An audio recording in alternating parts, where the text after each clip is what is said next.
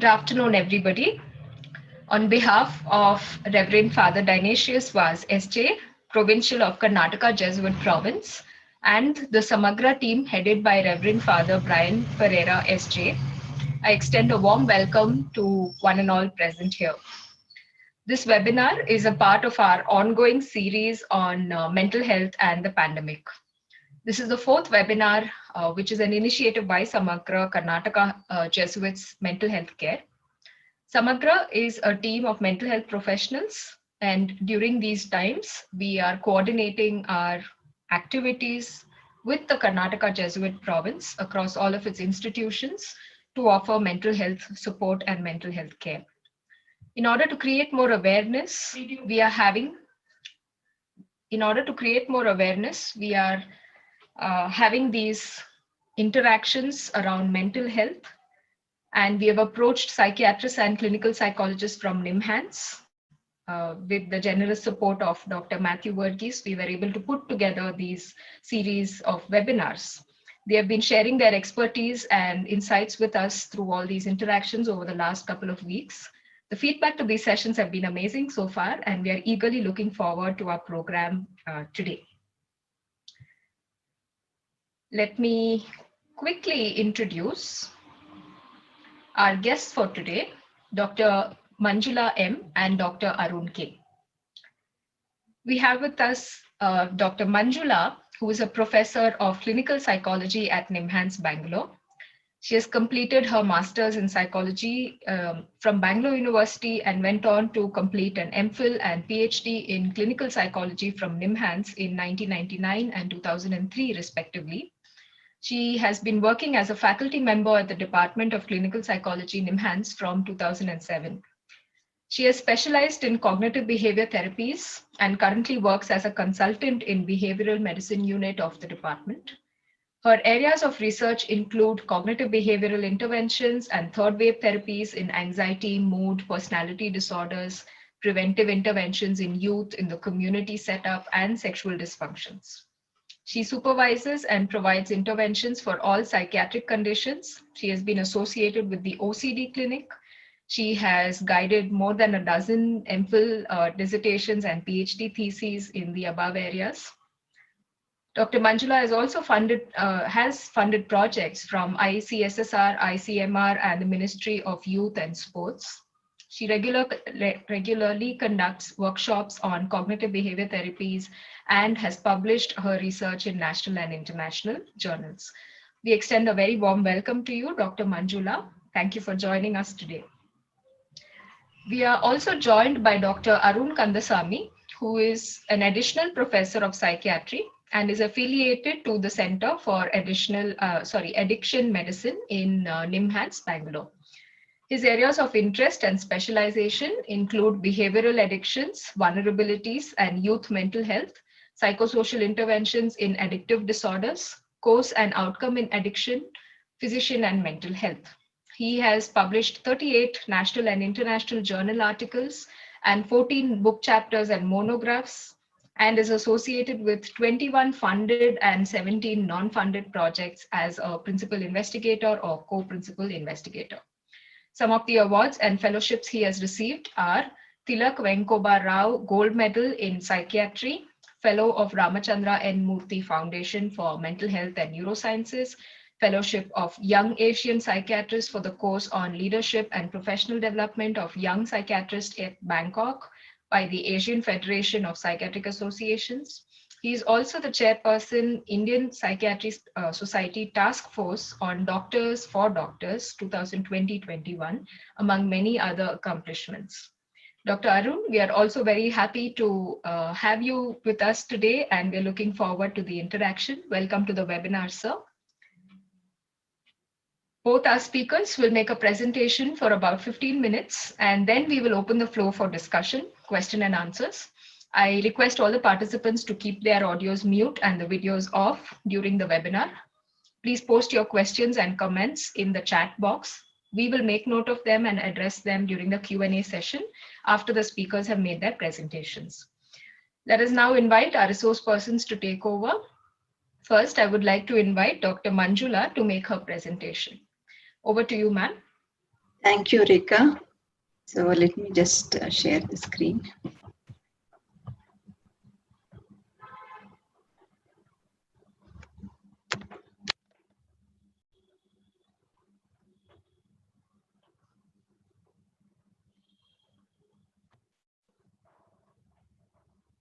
Yeah, so it is visible, right? Can you see the slides?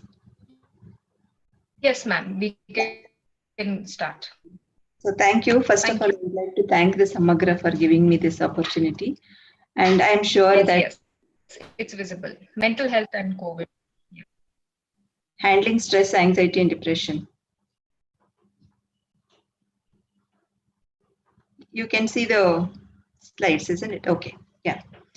Uh, yeah. So uh, in this series, I'm sure that the mental health, the nature of the mental health problems that manifest during the COVID has been covered, and I will not be going into the details of what kind of mental health problems that the people who are professionals or the community sample. There are few studies on that, and it shows that the most common mental health conditions that are found in either in community or in the professional groups is anxiety, depression, stress, substance use, and suicidal ideation. And it is also found that the suicidal ideation is slightly higher in young adults compared to other age groups, as well as trauma and stress related disorder. Sometimes it is meeting the criteria of disorder, sometimes it is just the symptoms of post traumatic stress disorder is seen.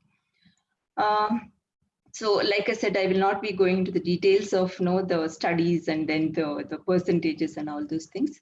A similar kind of results were seen in healthcare workers also: anxiety, depressive symptoms, stress, and poor quality of sleep, as well as some stress, post traumatic stress kind of symptoms are also seen in healthcare professionals. So again, like the causes of the mental health symptoms or the issues that are seen, it is like most of the commons are similar across the different groups. Like say, for example, the common causes include social isolation or disruption in the work schedules, or financial problems aftermath of COVID-19, or lifestyle changes that has happened after the COVID. And across all the age groups there are changes in terms of the daily routines, and also like because of the amount of time spent within the family members, and increased conflicts were also reported. Similarly, one of the very common cause for stress is the fear of infection. Uh, it is about the relatives, family members, as well as the self, and then a lot of uncertainties related to treatment or the outcomes, as well as vaccine related the hesitancy. So these like are the reasons for the fear around the COVID itself. And also like taking care of the family members or with infection, or the quarantine, the self isolation. So a lot of things cause stress or the distress related to the COVID. And in the second wave, there a lot of loss and grief is also witnessed.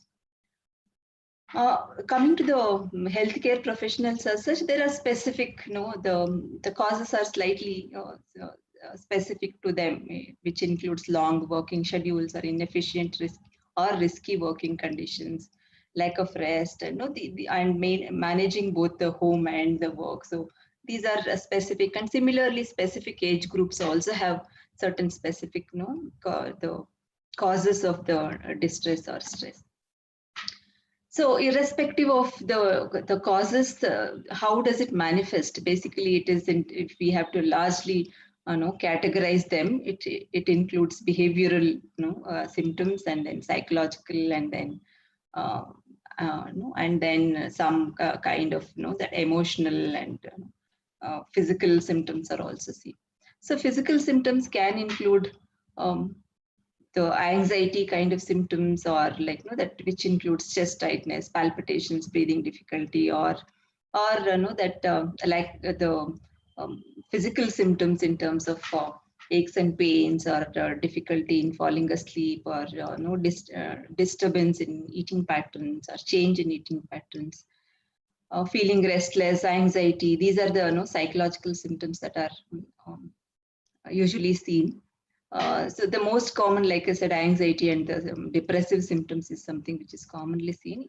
In addition, when somebody is anxious or having sad mood, generally they have negative thoughts. Like when somebody is anxious, they have fearful thoughts, and when somebody is feeling sad, they will have hopelessness, helplessness kind of thoughts. And then difficulty in concentration and attention, which is common across any kind of psychological distress. Then how people actually handle these situations also depends on, or the psychological distress that they experience. Like it can be healthy, or it can be sometimes unhealthy or maladaptive. Okay, say for example, if there is a lot of times that is spent on internet gaming, or increased use of substances. So these are all unhealthy, or withdrawal from social interactions, and being alone. So these can be maladaptive ways of coping with the distress. So the first step in addressing any psychological distress would be to identify that this is of psychological nature. So one has to identify that these symptoms that they're experiencing are related to the mental health, in the sense that the symptoms of anxiety, depression, or stress. Because stress is like, that stress can have the symptoms of both anxiety and depression, in addition to the physical symptoms also.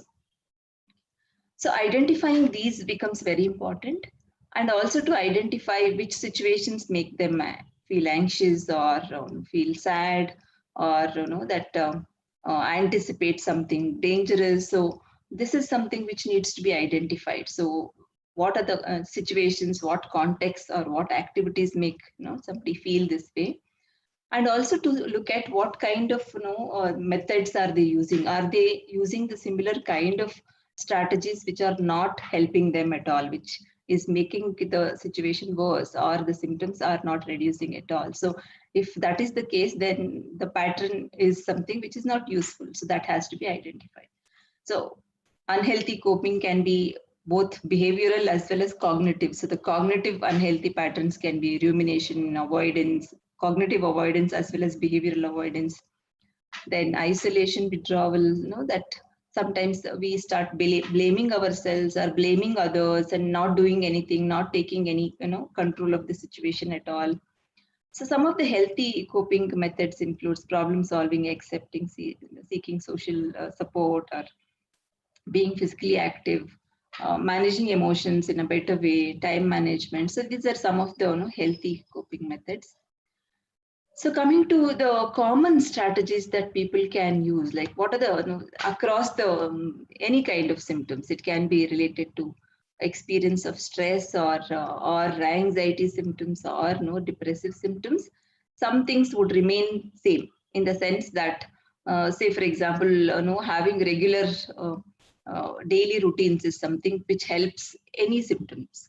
Say having the same kind of routine every day, in the sense that approximately at the same time you eat, or you go to sleep, or that you involve in certain kinds of physical activities or hobbies, or have some kind of social interaction. So have some kind of a regular routine that is common, and that helps any psychological problem. This is something which is the basic thing which helps. Involving in hobbies, whatever that you like. It can be anything, or sometimes you can pick up something which you wanted to do also. And also to see that that whether you are taking up too many things, and you are that you are compelled, you feel that that you have to take up all the responsibilities, and you should be doing everything properly or perfectly. So that itself creates a lot of stress, because now like people work from home, and in that case it becomes like the challenging situation that they have to manage both home and the work, and then take care of the family members, or the sick members, and so it becomes a lot of responsibility. So you'll have to see how much you can actually take up, and what are the things that needs to be negotiated and or delegated to other people. So these are the things which needs to be done. Positive attitude towards stressful situations. Sometimes like that, the problem itself, like the way that we approach the problem itself causes difficulty in actually addressing the problem situation. So the positive attitude in the sense that what you can do. So in whichever the worst case scenario also, you will have some control over the situation, or you will have something that you can do. So what are the things that you can do? So if you approach with that kind of an attitude, it becomes easy for doing something even in the difficult situations. So coming to managing low mood. So the one important thing that can be done is that mood monitoring. Like, how is it? Is it a temporary thing? Is it that once in a while it happens, or it has been there for few days? So that is something which has to be determined. So for that, mood monitoring or using a mood diary to note down what is the mood, maybe a few times in a day, that helps to see that how is the mood over the few weeks. Okay, engage in activities. Like if you feel that like your mood is not so good, or it's not like earlier, or it's not like normal according to you, so then like you have to engage in activities that gives you, in the sense that when somebody is feeling sad or having low mood, they will not have a lot of motivation to do things. So that it requires a lot of pushing. So when you recognize that your mood is low for a few days, then it is all the more important that you will have to push yourself to do certain things. So it can be simple things which gives you happiness, not to push yourself to do something which is difficult. You may not be having a lot of attention, concentration when the mood is low. So it is important to choose some small things which you can easily achieve, and at the same time which gives you happiness. And also like that people give up, like once you try and then you give up, and as it is you have a low mood and you don't feel like doing it again. So that is not going to be useful. So consistent efforts and doing small things is something which will actually help you to get out of that low mood. Staying connected with family and other members, and discussing happy events and involving in common interests also would actually help in mood elevation. And it is natural to get the negative thoughts when somebody is feeling anxious or feeling low. So again, like a mood monitoring or a mood diary, thought diary also would help in identifying what are the thoughts that you get and what kind of beliefs that you have and where is it emerging from. And if you note down, then it becomes easy for you to see that this is the thought that I had, and that is the reason why like I felt it in this particular way. So, and also it is important to separate your thoughts and mood from the actions that you take. It is not easy, but then like that your mood should not be guiding your actions. That is the most important thing. And that comes from seeing the thoughts and emotions slightly away from you, in the sense that these are my experiences and it is not me. Like if you feel that, if you consider that whatever the thoughts and the feelings that you have is yourself, then you will not be separating yourself from the thoughts, and then you act according to the thoughts and emotions. So that will make it more difficult. Similarly, like that all these the time that the difficult times as well as the difficult thoughts or emotions, they are temporary in nature. So once you are able to keep them away from yourself, or like are able to see them as separate from you, then you will be able to see that it is temporary and it will pass. So one has to pay attention to identifying the resources and what are the things that they can actually use, in the sense that whether you can make use of the hobbies that you have, or the social support or the friends that you have during that time. Another important thing is being kind to yourself. That's not blaming yourself for the things that you are not able to do.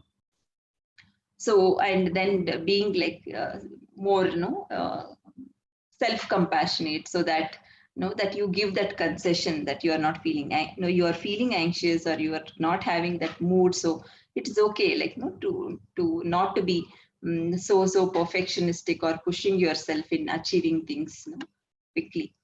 So setting small goals, I told you that having small things to do, that helps.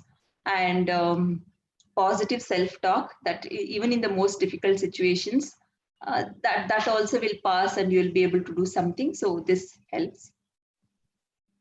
So I'm quickly going to the next topic, that is the managing anxiety.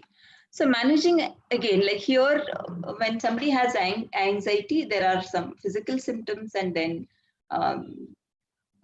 there are cognitions related to anxiety, in the sense that when somebody is feeling low or feeling sad, they will have all hopelessness kind of thoughts, whereas when somebody is feeling anxious, they will have threat related cognitions or the thoughts, that is like something dangerous or something harmful is going to happen. So often this is like that they exaggerate when you are feeling anxious. It is likely that you exaggerate the situation, and then you start becoming hypervigilant, and you avoid certain kinds of situations which makes you feel anxious, and you keep worrying about the same thing again and again. And there is a tendency to ask reassurance, keep asking, just to get that, just to get the satisfaction, and there is a temporary reduction in the anxiety.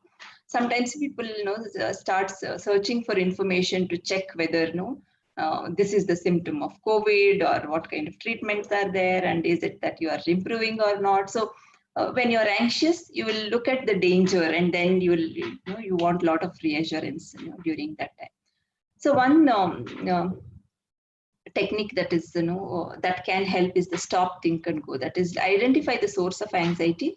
Is it news related to COVID, or is it the minor symptoms that you have, or is it that you have a lot of questions that doesn't have answers, lot of uncertainties, like when is the exam going to happen, or is it that when the lockdown is going to, a lot of questions, whether we will have exams or no, whether that somebody with the COVID, whether they are going to improve or no. So sometimes you have certain answers, sometimes you don't have a specific answer. So list out the causes of anxiety, and list out the things that are under your control, in the sense that sometimes we have some answers, and sometimes we can do something. Sometimes with certain kinds of situations or the problems, we don't have any control over the situation. So you'll have to identify what is under my control. That is the inner circle. That is the amount of control that you have. And within that, what are the things that you can do? So list out all those things. List out all possible solutions, the support available, and the resources that you have. And start doing what you can do, what is under your control, and what is practical and feasible. Okay. And sometimes there are obstacles, and then that is when you will have to think of how to address these obstacles. And so I'm largely talking about the problem solving, how to go about problem solving. So when we are anxious, we don't see the options very clearly. So that is when discussing with somebody also sometimes helps, because we become very rigid when we are actually feeling anxious. Yeah, so I have already spoken about the acknowledging that you are experiencing this particular symptom or this particular problem, as well as being that self-compassion is something which is very important.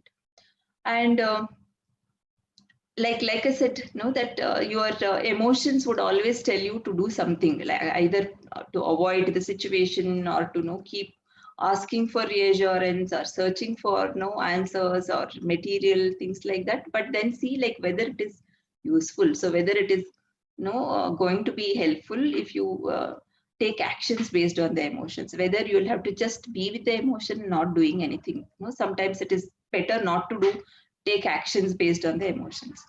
So follow if the emotion is saying, which is going to be which is something which is going to be helpful. If it is not going to be helpful, don't follow that. So that is something which has to be followed. So to just tolerate the emotion itself sometimes is going to be an answer or a solution for the problem. So people with anxiety, they restrict their life so much that they don't follow they give up so many things that are routinely done. So that is something which has to be avoided, in the sense that even when you are feeling anxious, see that you are not restricting yourself too much. Okay, so to take precautions and going ahead with the routine tasks is something which will help you to get out of the anxiety or to reduce the anxiety also. So some of the techniques which can reduce the arousal of the physical arousal symptoms is something which can be helpful in the sense that say deep breathing or visual imagery or meditation or muscle relaxation, yoga or mindfulness, whichever suits you, something that is something which can be practiced on a daily basis so that the arousal levels in the body would reduce, and then that helps in calming down the body as well as the mind. Yeah, so sometimes the distraction also is helpful, but not in the sense that it should not become avoidance. Okay, so it has to be a temporary strategy that has to be used, but then you will have to face the situations. And if there is intense anxiety, so that is when that you feel as if like you are not in touch with reality, or like you are not able to think, you are not able to focus. So then that grounding exercises, in the sense that self-soothing and getting in touch with the reality by physically doing something, or that helps. It can be involving all 5 senses. Worry management, in both anxiety and depression, or when you are under stress, generally we start worrying, we keep worrying about the same thing again and again, and there are a lot of questions which doesn't have answers. So like what if questions, what if this happens, what if I'm not able to do, that series of questions keep coming, and we don't know that it seems like we don't have any control over them. So worry diary, you can just maintain a worry diary. And another techniques that is found to be useful is worry postponement. Let me think, let me worry about this particular thing between 5 and 5:15, something, 5 and 5:15 p.m., something like that. So once you postpone it, it is the chances of the worry, the need to worry would reduce. And also looking at the costs and benefits of worrying versus tolerating uncertainties. There are a lot of questions which doesn't have answers. Is there any use of worrying about it? Whether it is better to tolerate the uncertainty and without having any answers to that. Again, mindfulness is something which is useful for depression, anxiety, or worry. So again, how it is useful, because it helps you in actually distancing yourself from the thoughts and the feelings. So that is how it is going to be helpful. So you will not actually get fused with your thoughts and emotions, but instead of that, you will be able to pay attention to what exactly you're doing in the current moment. So it is observing your experiences without being judgmental and without getting fused into it. So that is the gist of the mindfulness. There are a number of strategies which will help you in learning how to be mindful. So the material is available online also, and we also have certain material to practice mindfulness. So you can actually access those things and practice whichever is suitable to you. And focusing on the task at hand, and irrespective of the kind of the thoughts and the feelings that you have, that also would help, and allow the thoughts to pass without giving importance to them. So this is something which is achieved by practicing mindfulness. So how to deal with unhelpful thoughts? Identify the thoughts which are making you feel anxious or sad, and then see whether you are overestimating the danger, or is it that you are underestimating your abilities to control or to do something in that situation? Is it a fact? Okay, so like I said, what are the triggers for this thing, these thoughts, and examine the thoughts in terms of, is it true or is it helpful? Is it inspiring, necessary? Is it kind to me? Is it making my life difficult? So if it is so, in that case, it is no use. So it's you'll have to just let them be, and without taking any action on them. So if these questions are related to some practical problems, so in that case, maybe discussing with somebody or seeking information would help. That is the problem solving approach.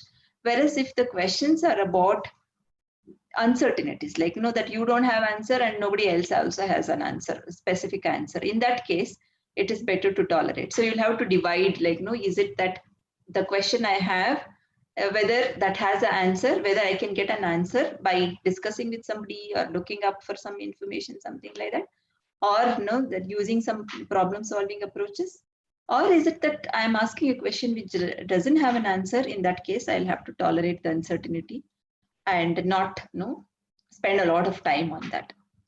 So how to tolerate distress? Like it causes a lot of distress when you have questions and when you're feeling anxious. So one is that to wait till the anxiety comes down, then assess the situation, then see like whether you want to apply the problem solving, and you'll have to take proactive steps in order to manage the anxiety, in the sense that you will take the decision to how to approach these symptoms, like what to do with them. So urge management would become very important here.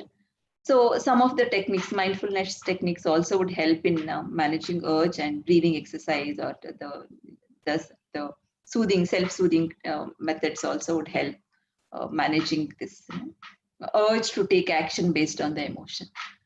So sometimes it is like the taking an opposite action also would help, in the sense that that your feeling is say asking you to do something, but then you will do the opposite thing. It will tell you to avoid a particular situation, but then you will approach the situation. So that also helps.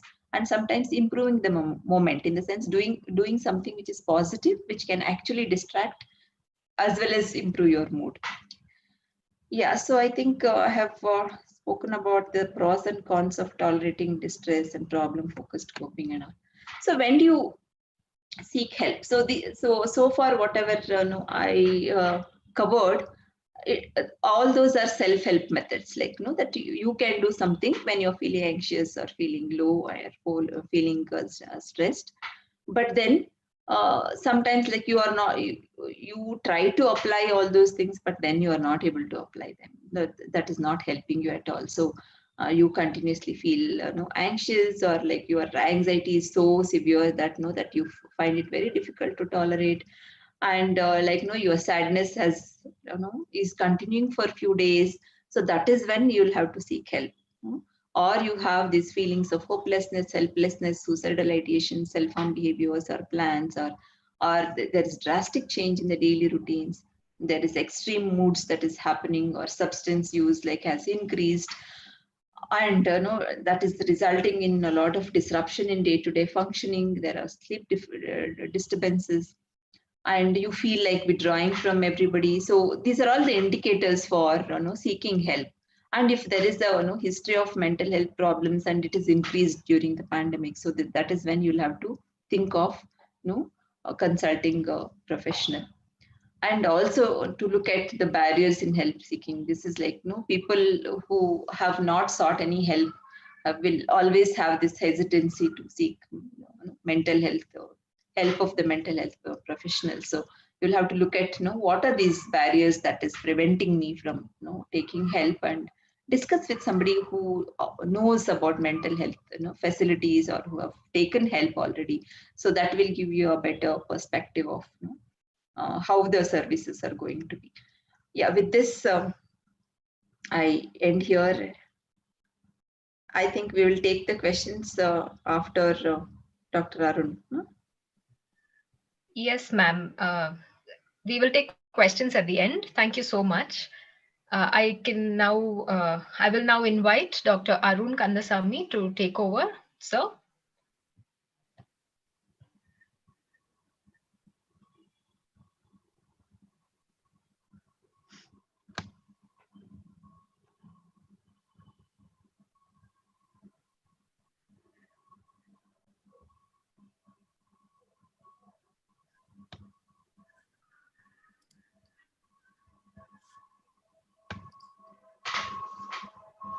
The slides are visible, right? Yes, sir.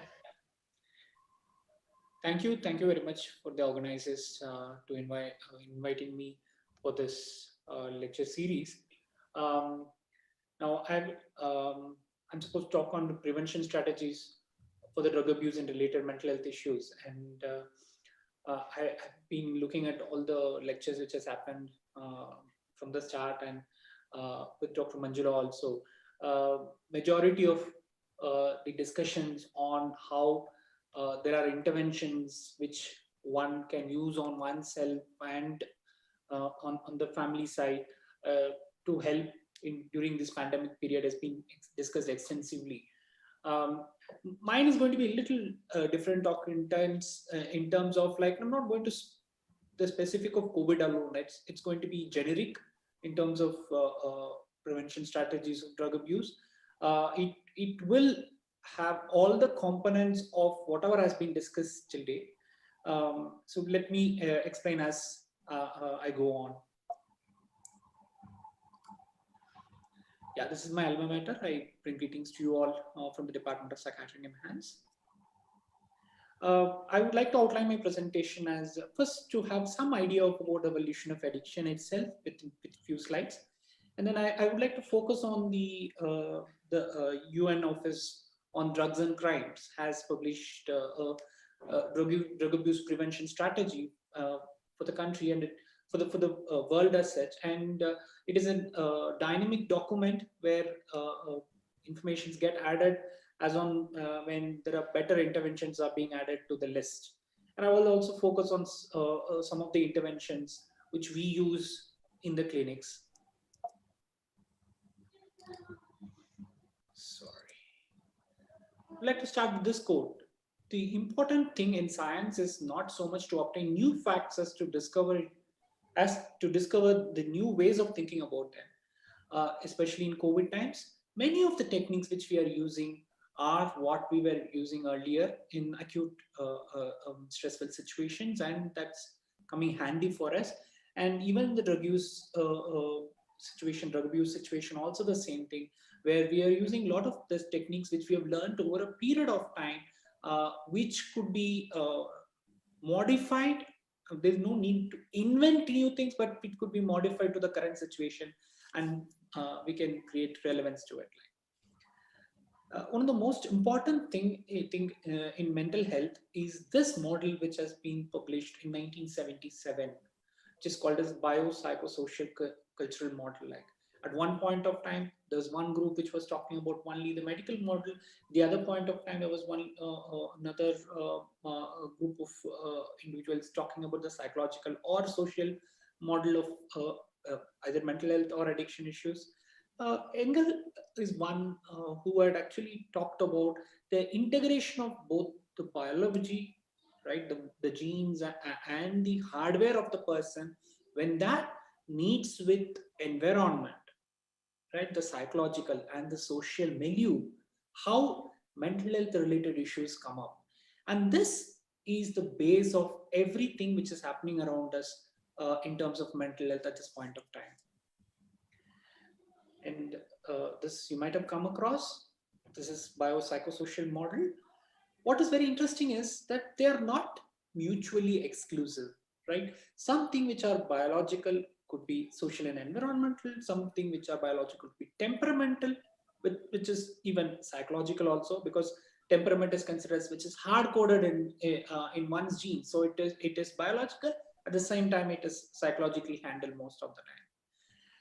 And various factors on these dimensions, biological, social and environmental and psychological issues, can cause mental related disturbances, including addictions in many of us. Like, very interesting thing in this is we are all different, and what works for one may not work for others. That's where the beauty of nature is in creating us in such a way. It is also causing a lot of difficulties for us to finding interventions which are generic.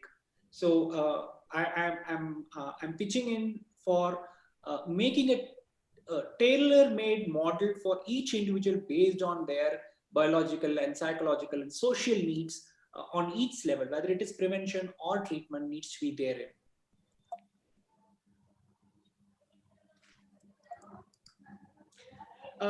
In a nutshell, there are different factors which can cause susceptibility to addiction, right? Some are biological, considered as biological, One is the family history of addiction, family history of mental health illnesses, mental illnesses. They are contributing to significant amount of, there's a contribution of almost around 40 to 60% of that towards developing addiction or mental health issue at a later point of time. Second is temperament or personality factor, which is from let's say whether the distress is handled inside, whether the distress is handled expressed outside. Different temperaments which people come with, and both the temperaments, both the extremes, where somebody is not able to handle their distress properly, whether they show it on others in when it comes for conduct disorders or antisocial personality disorders, ADHD, or oppositional defiant disorders. These are group of disorders where what happens is one's own distress, especially children, children and young adults, their distress cannot be handled internally. The resources are not enough, both biologically and psychologically, and they show it outwardly, and that manifests as some of these diseases. Like whatever is the name, it is the distress getting manifested outside. There are other disorders on the internalizing side, where what happens is one's own difficulties are mostly internalized, and that results in depression, anxiety, low self-esteem, and anger towards self, and self-harm issues, suicidal attempts, and all those things would come on the internalizing component of it. Now, mental health in the person itself becomes one of the vulnerability. From bipolar to schizophrenia to anxiety disorders, depression, ADHD, all these problems could contribute towards addiction also. And not to forget, in the environment, there are quite a bit of stressful situations which are called as the toxic stress, adverse childhood experiences, right from poverty, violence, violence in the family, violence in the neighborhood, witnessing violence. It could be political violence, it could be social violence, many kind of violences could be there, like poor parenting and malnourishment. There are quite a bit of these stressors which are considered as adverse childhood experiences at an early age could contribute to some of the brain development problems, and in a way contribute to the susceptibility to addiction. Now, for a better understanding, I put it like just having a pistol doesn't mean that it's going to fire. The chambers need to be loaded. The chambers loading is basically if there is a family history of addiction, family history of mental illness, and the temperament being conducive, all these things could be like the chamber being loaded. But even if the chamber is loaded, that's not going to cause firing, right? For the firing, what happened? Like someone had to pull the trigger. The environment pulls the trigger. Environmental factors, right from drug using neighborhood to poor parenting, to abuse at an early stage, poverty, malnutrition, would result in firing of this thing. And this this firing, this expression could be either a depression or a bipolar disease or a schizophrenia or addiction. It could be expressed in different ways based on one's own vulnerability and one's own environmental factors, how they match with each other. So to summarize, the assessments, we insist that when a person is looked at with problems of addiction, right, I would like to see them in this way. What is the vulnerability of the person, right? Both the biological side and on the environmental side, what are the vulnerabilities in this person, the risk factors in this person, and how this had resulted in particular behaviors, whether it is addiction or other high-risk behaviors, and what other mental health related comorbidities or non-communicable diseases are there in this person, right? And that resulting some of the complications from the substance use itself, like it could be physical complications, it could be psychological complications, family related dysfunctions, legal dysfunctions, social and vocational, occupational dysfunctions could be resulting in. Majority of the time, we are stuck in the consequences part of it. We really don't go in, at the max, we will be going into the addictive behavior part, but we really don't invest much on the vulnerability or the risk factors part of it, which is the most important part, both in the primary and secondary prevention. So the assessment needs to be looking at the risk factors. This also says why we should talk about prevention part. And the summary of the treatment, I'm not going to talk on the treatment part of it, but generally how we approach treatment is, first we treat the consequences because they are mostly medical and immediate issues are there, that's being handled. And then the particular addictive behavior itself is handled. Then we move on to the vulnerabilities part of it, with what made this person to go into addiction per se. Unless we handle that, this person remains, there is a vacuum which is there. And when the vacuum is there, when anytime at the environment, conducive environment comes, the person can lapse and relapse into any form of drug which they take. Alcohol, tobacco, heroin, cocaine, cannabis, anything could be there. Okay, now moving on to the intervention or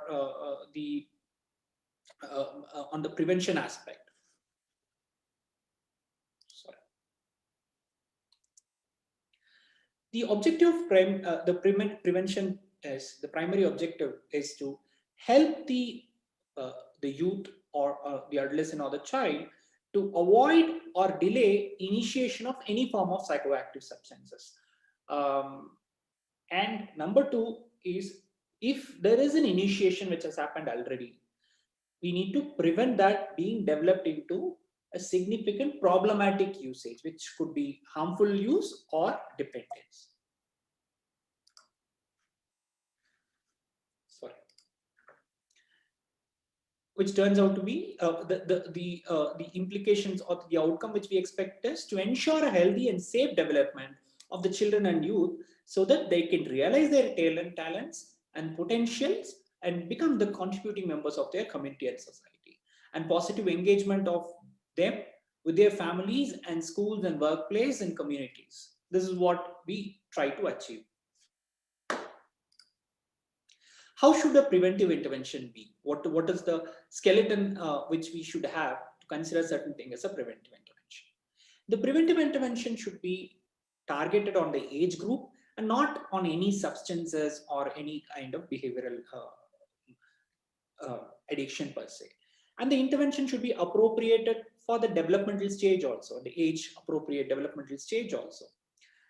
And the target should be skill building rather than specific substance use per se. And it should include multi-pronged approach. It could be using medicines, it could be using psychological intervention, it could be using social interventions and cultural interventions also. It needs to be multi-pronged strategy. It should involve all the stakeholders, from the individual to the family members to school and the peer group.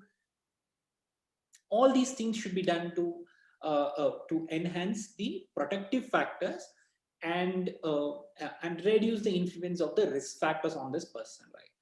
And wherever it is needed, treatment intervention need to be added to prevent further progression of the disease.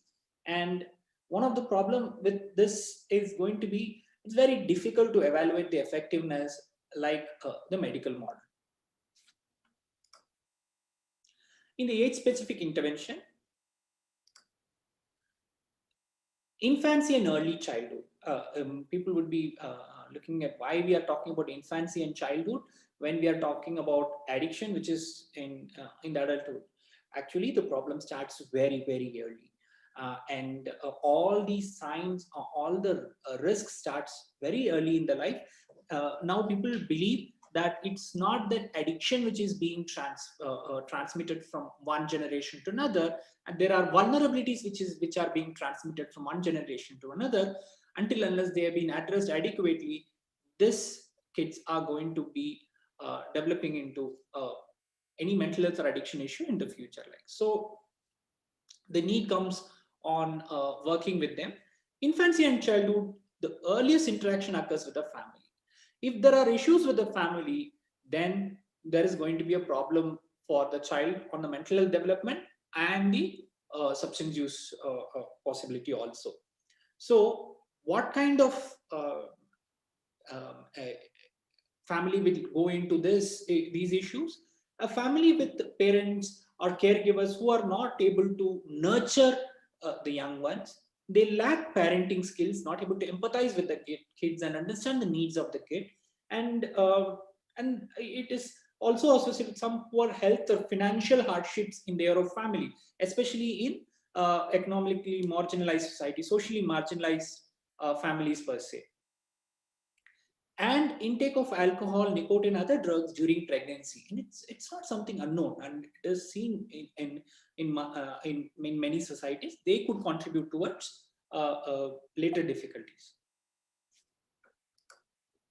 So what kind of intervention need to be there? I'm just putting into 3 divisions. Like, 1, prenatal, even before the birth, during the infant period, there needs to be visits to, either there is visits to some of these nurses or the practitioners, or the nurses or practitioners visit, like ASHA workers visit to the home, where basic parenting skills could be talked about. I will talk about the parenting skills later in the examples.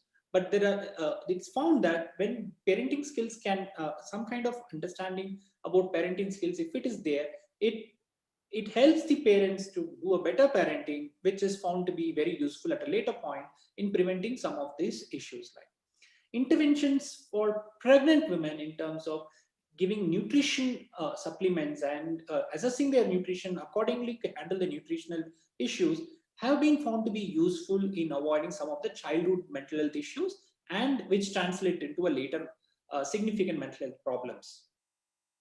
Third, early childhood education. It's found that early childhood education, which is focusing on the social and cognitive development, is very useful for them to avoid having problematic behaviors at a later point of time.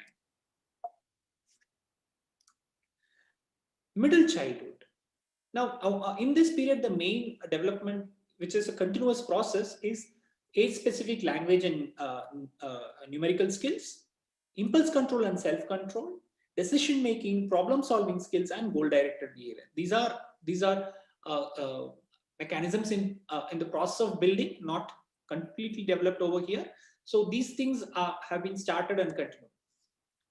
What will happen is, when there are mental disorders which have their onset during this period, they will affect the development, normal development of healthy interaction between the school, the peers, and able to do an adaptive learning and self-regulation, which even Dr. Polami talked about, which will result in the environment giving a negative feedback to them. Because the environment gives a negative feedback, they would like to associate themselves with deviant peers, which will result in harmful behaviors per se. So this is a very important age group where we need to look at the development of the kids and try to address the difficulties over here. And how do we do it? Again, parenting skills, which needs to be focused on. Personal and social skills education, which majority of this thing now people are focusing on. Classroom and environment improvement programs, now how the classroom is more interactive, and the kids are allowed to experiment and explore. That helps them to control themselves, having a goal-directed behavior, decision making. There are various models which are there. Different policies at a national level to retain the children at school. For example, midday meals program is something which makes kids to come back to the school. Might look they're coming for the food, but then it makes them to stick on to a system, and then that might help them at a later point of time. And if there are mental health disorders which are there in them, it needs to be addressed at that point of time, which could help them to have a normal development. Early adolescence is the most vulnerable period, where there is a need for different exploration and vulnerable decision makings, which have no control from the brain part of it. So a potentially vulnerable time for poorly thought out decisions, and that involves the potentially harmful behaviors, right from risky sexual behaviors to substance use to other high risk behaviors. What kind of intervention could be there? Prevention education based on social competence and influence, right? I can talk about it a little later. School policies on substance use, where schools can be very clear in their policy, not only punitive, but awareness generation and continuous discussion with the younger ones, peer volunteering in terms of helping the kids, and identifying problems at the earliest and referral to professional help. School-wide programs to enhance school attachment, having more interactive classes, having not only academic but all the extracurricular activities, which makes them to stick on to the school system, which helps them to develop better. Addressing individual psychological vulnerabilities, which we have talked about over a period of time. Mentoring, when some kids are found to be having problems, when individual attention have been given to them and specific mentoring has been done, they have been found to be very useful and helped. Adolescence and adulthood, if problems are found, a brief intervention in terms of finding what is the problem and giving them a feedback, and in case if there is the problem is extensive, referring them to healthcare professional, that would constitute brief intervention. Workplace intervention works very well, especially in tobacco control programs. It has been found to be useful. In school also, it's something which is important. Tobacco policies across different areas has helped in reduction in the tobacco usage over a period of time, according to the recent GATT survey. And alcohol policies, unfortunately, it doesn't exist in the country, would help. Community-based multi-component initiatives, like where the community respects youth, community allows the youth to explore, and the neighborhood allowing the youth to be more functional and supportive. It's very useful for them to develop as a good human being. Media campaigns, how surrogate advertisements of should be stopped, and how more healthy living is being propagated. And control over the entertainment venues, which like bars and other party venues, how certain restrictions could be put in to contain risky behaviors in those places. Some of the examples I'll go through faster. This is a model which has been used, which is called a Say No to Drug. It was uttered by Nancy Reagan when one of the kid when she went for First Lady of US at that time, when she went for a school meeting, when a kid asked, what should I do if I if my friend offers me a drug? She said, just say no. And then it became a caption which is being used. And then a lot of programs have been done based on this. This is one program which was initiated by the Los Angeles Police Department, which is called as DARE, Drug Abuse Resistance Education, where the police professionals go and do educations and IEC with the kids. Unfortunately, the effects were not adequate, and it was found that anything which is led by adults for the younger ones is not seemingly more useful. So it should be more of pure volunteering, and bottom-up approach would be better rather than knowledge being pushed from the top.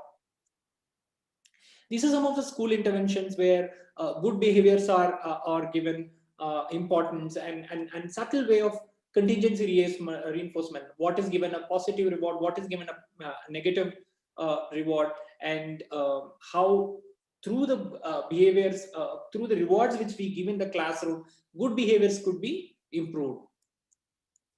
And it's found that significant effect has been there in following good behavior method in the classroom, has influenced in preventing them from becoming aggressive individuals or drug abusers. And in European Union, this UDAP program which is being used, and it has the student's arm and the parent's arm, where there are various skills which have been discussed. Overall reduction in smoking and tobacco was observed in them. This is something which we commonly use, positive addiction. If you don't have anything else, if you focus on only one all the time, you're bound to become addicted to it. So need to be having a lot of activities which we are passionate about, which we like, and that has a value also. If that is being inculcated, there is a lesser chance of we getting addicted to one stuff. So it's good to be having active interpersonal and physical activities which we like, and it does have a value also. multiple such activities, if it is being inculcated from the early childhood, it will be very useful in avoiding one liked activity. Addiction is also a liked activity, but doesn't have a value. So that could be prevented. And parenting becomes a major part of any kind of mental health issues in adolescent and young adult mental health. There are few things which have put in. Communicate early with the kids and communicate often. You cannot jump and communicate to the kids when they become teen, because you found that they might have problems. Unless you have communicated from the start, it's going to be very easy to get communicated to them later point of time. Model the desired behaviors by your own behavior. If not, then it's going to be not be helpful, because these are all neural connected.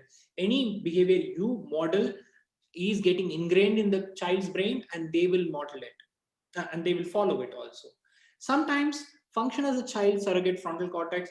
Wherever control is needed, you give them the control. Wherever control is not needed, you take the control. So it should be seen as something give and take. Monitoring the sleep, stress, and behavior patterns. Sleep is something should be monitored. Sleeping on time and eating on time. Let a set pattern be inculcated, because odd behavior in this side might result in major problems at a later point of time. Risk taking is necessary and normal also. So let's provide positive risk taking within our own control.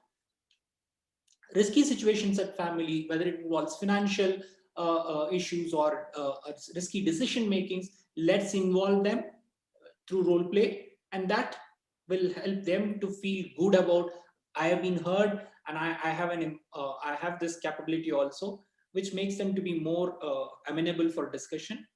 You need not to go alone. You can build networks of parents and take their help to move forward, especially the parents of your kids' friends.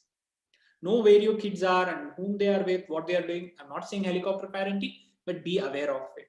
Return to the basics, like I pointed out: family meals, spiritual meetings, nutrition, exercise, and outdoor activities. Do it together.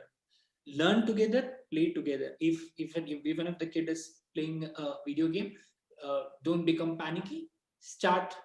Do it along with them, so that you can tell them what is good, what is not. If you don't do them and tell them not to do, they will not listen to you. Community involvement, again, the community needs to be having a caring neighborhood as such, and that will encourage the youth to contribute more. A youth expects a community which values them and make them to do service which is interesting in the community itself. A lot of creative activities could be generated. I've been seeing just before Corona, I could see a lot of, now it's all affected, but at least a lot of apartments used to have creative activities which involve all the kids within their group. Sports and youth related programs. Religious community, if one is believing in it and one can agree with those principles.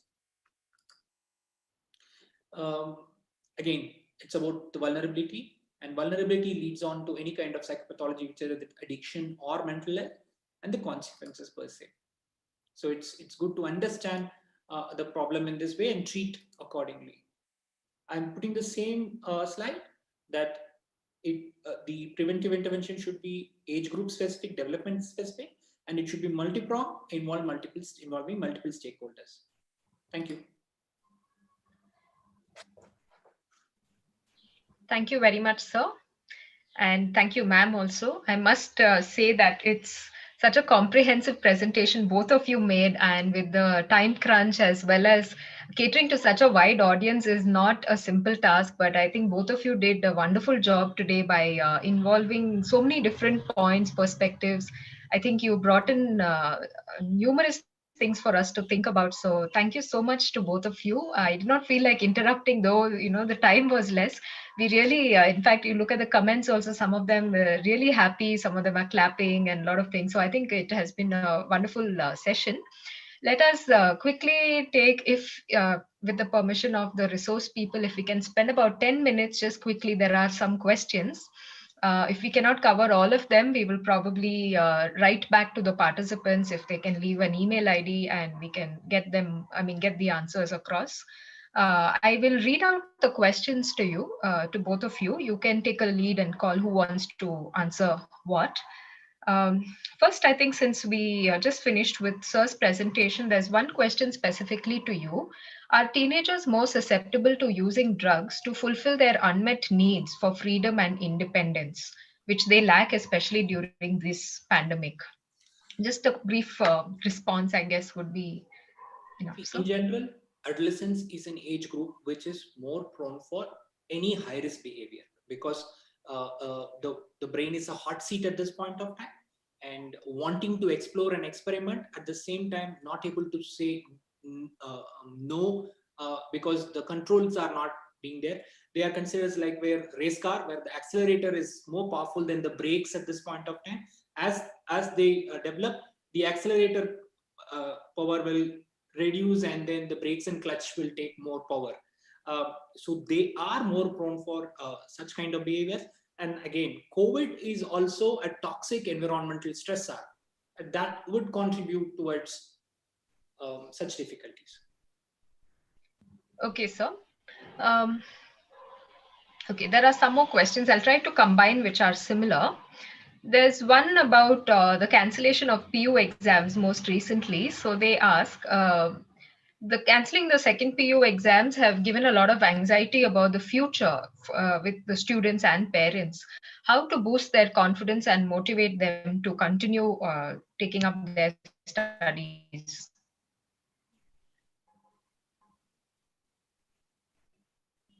I think Dr. Manjula can take it up. Who, any of you would like to answer this? Yeah, so I think it's a very very stressful situation to parents as well as the children, because they are not sure as to how their marks and the ranking and all those things will be calculated, and it is whether it is going to be very whether does that reflect their abilities and their that if they would have given an exam, then they would have got a specific mark, and that is not there now. So the apprehension will be there. So, but then the situation is such that that you can't do much. That is the thing.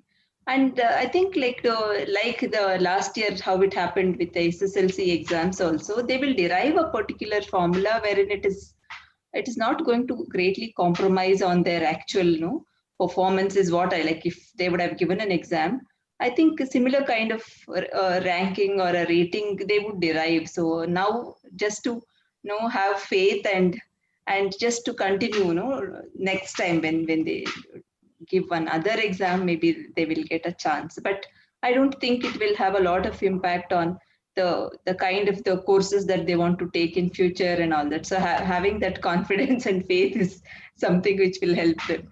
Yeah. Yes, ma'am. I guess the times we are in itself are so uncertain that we can only expect so much or only control so much. Okay. There are two more, I think two more specifically to Manjula ma'am, it has been addressed. One second. Do people with agoraphobia also feel stress or anxiety due to the lockdown and quarantine?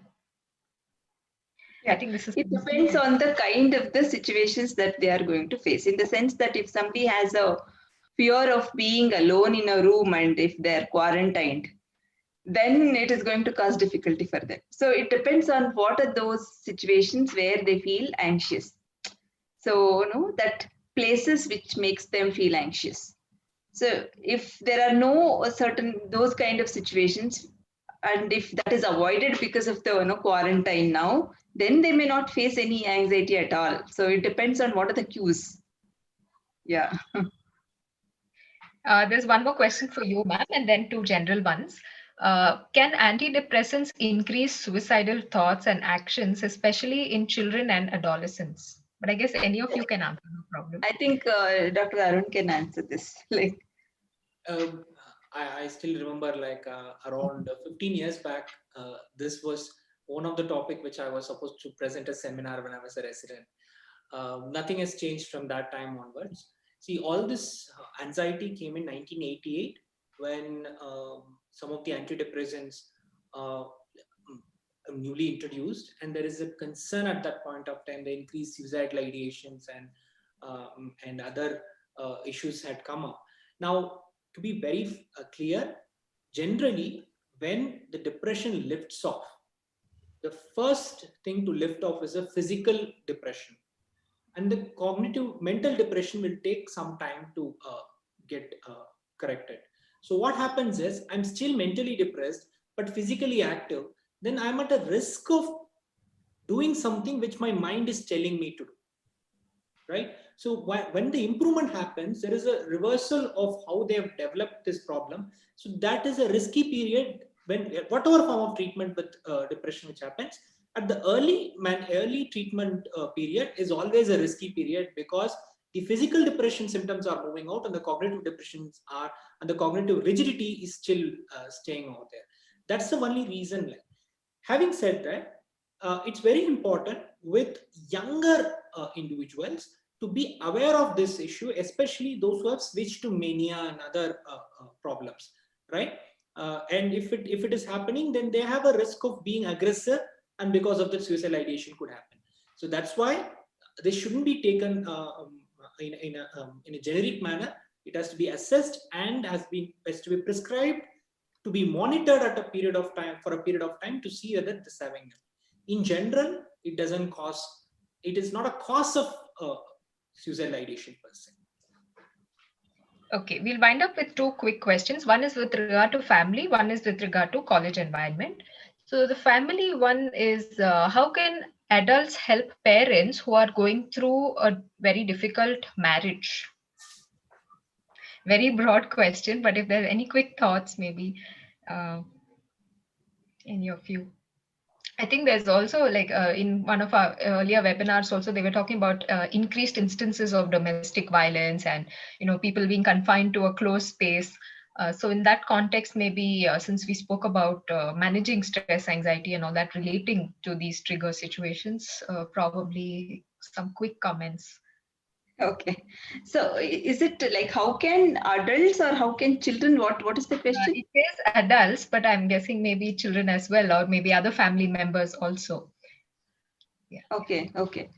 So I think they know what are the issues that would give rise to conflicts between the members. Maybe it is better to not raise those kind of or discuss about those issues which are going to lead to arguments and fights and all those things, to avoid those kind of topics or the issues. That is something which can be done. And maybe if that they have severe conflict with a particular family member, to minimize the interaction, that is something which can help.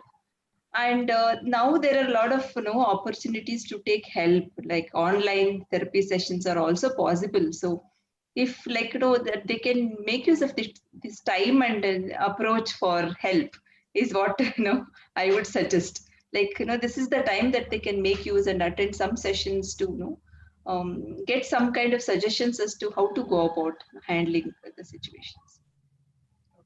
Because even I think in the college context, we do see a lot of our students, they sometimes say that they are stuck at home, or their parents are constantly supervising them, or they don't even have the privacy to make a phone call. So we've offered tech-based, email-based or text message-based help as well. And it seems to be working to some extent. I'm guessing, like how we spoke earlier also, there is only so much you could do sometimes in the situation. And we help them make boundaries, or, minimize, like you said, minimize contact or trigger topics.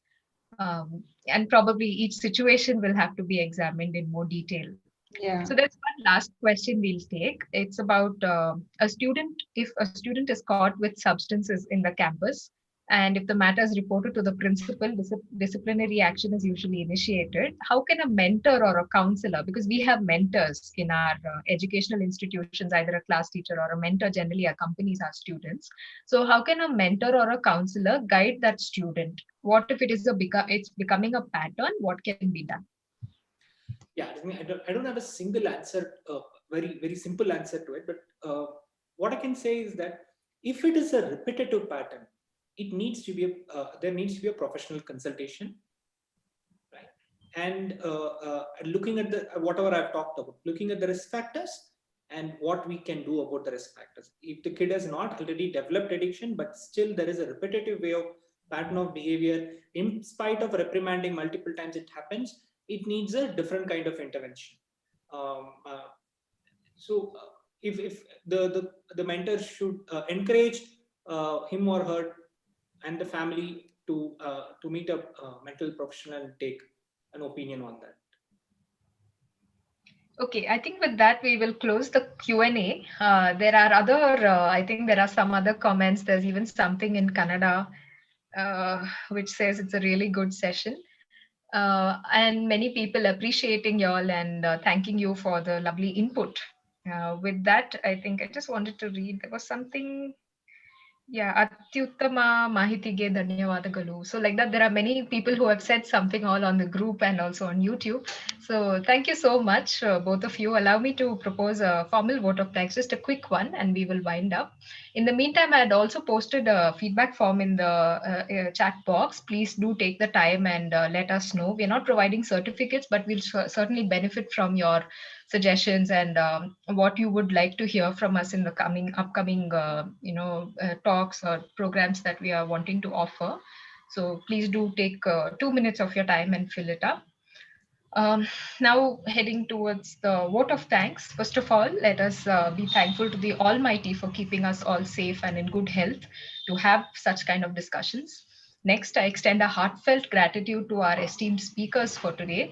They continue to provide us so many ideas, so many insights. With each webinar, is just getting better. So thank you so much. It's really helping us, get some direction in our work also in the area of mental health. We are very grateful to Dr. Matthew also for coordinating with all of you and with your team to provide these sessions. I also want to extend a heartfelt gratitude to our provincial of Karnataka, Reverend Father Dionysius Vaz SJ and Father Brian Pereira SJ, for offering this platform to us and for their constant support and encouragement to this team. I thank all the members of the Jesuits community who have attended and joined us today. And lastly, all the participants for your active engagement and support to all our initiatives. Please join us next week for another enriching webinar, and we hope to have a continued association with all of you. Have a good evening, everybody. Thank you.